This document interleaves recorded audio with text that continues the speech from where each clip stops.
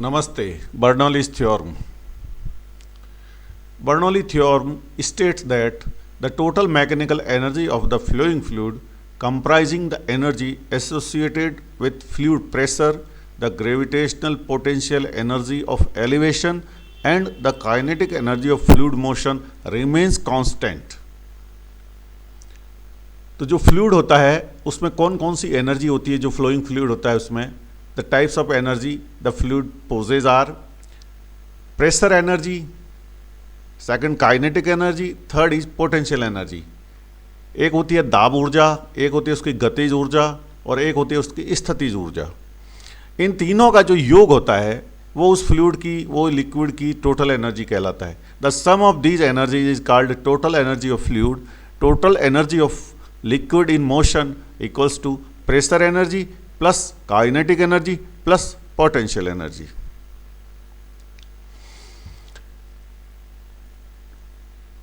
तो this is called the total energy of the fluid. ये इसका जो योग है वो टोटल एनर्जी हो गया। इसमें प्रेशर एनर्जी क्या होती है?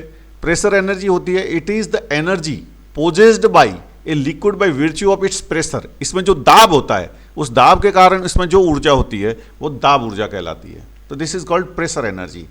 और जो इसकी गति होती है, जो इसके अंदर लिक्विड होता है वो बहता है तो उसकी जो वेलोसिटी होती है, उस वेलोसिटी के, उस गति के कारण जो ऊर्जा होती है उसको गतिज ऊर्जा कहते हैं या काइनेटिक एनर्जी कहते हैं।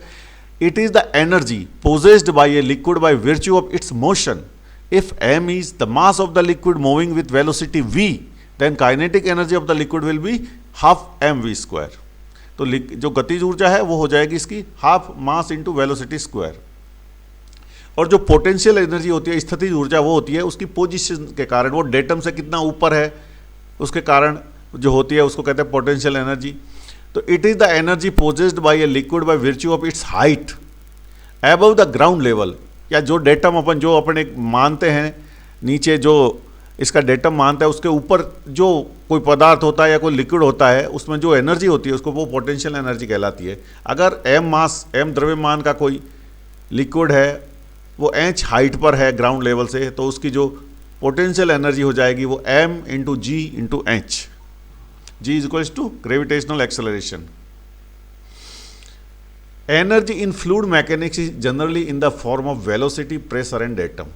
तो अपन ने देखा है कि ये तीन तरह की एनर्जी आ गई। एक तो वेलोसिटी के कारण, एक प्रेशर के कारण और एक उसकी ऊंचाई के कारण। दो they are different form of energies, they are quantified in the common form head. ये अलग तरह की ऊर्जा है लेकिन अपन एक कॉमन है, इनकी जो यूनिट है उसको हेड में नापते हैं।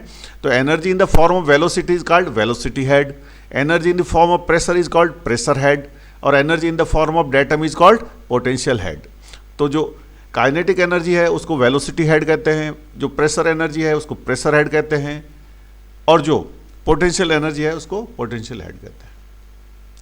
तो अब अपना जो बर्नौलीज की थ्योरम कह रही है कि किसी भी बहते हुए जो फ्लूइड है उस फ्लूइड के अंदर ये जो एनर्जी है, पोटेंशियल एनर्जी, काइनेटिक एनर्जी और प्रेशर एनर्जी है, इनका जो टोटल है वो कांस्टेंट रहता है। किसी भी क्रॉस सेक्शन पे, किसी भी फ्लोइंग फ्लूइड में इसका जो टोटल एनर्जी है इस लिक्विड के किसी पॉइंट पे वो कांस्टेंट रहेगी। तो आप अपने पास जैसे आप देखते हो ये फ्लो हो रहा है लिक्विड, इसमें इस जगह इसका एरिया है वो कम हो रहा है, यहाँ पे ये एरिया बढ़ा हुआ है, ये लिक्विड यहाँ पे एरिया कम हो रहा है। तो यहाँ पे अपन देखते हैं पॉइंट P1 पे प्रेशर P है, यहाँ पे P2 है।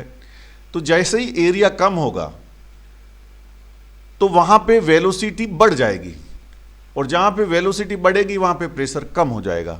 तो the often cited example of Bernoulli equation, Bernoulli effect, इसको कहते हैं बर्नौली इफेक्ट। इसमें क्या होता है? Reduction of pressure which occurs when the fluid speed increases. Fluid की जब v बढ़ेगा तो p कम हो जाएगा, p बढ़ेगा तो v कम हो जाएगा।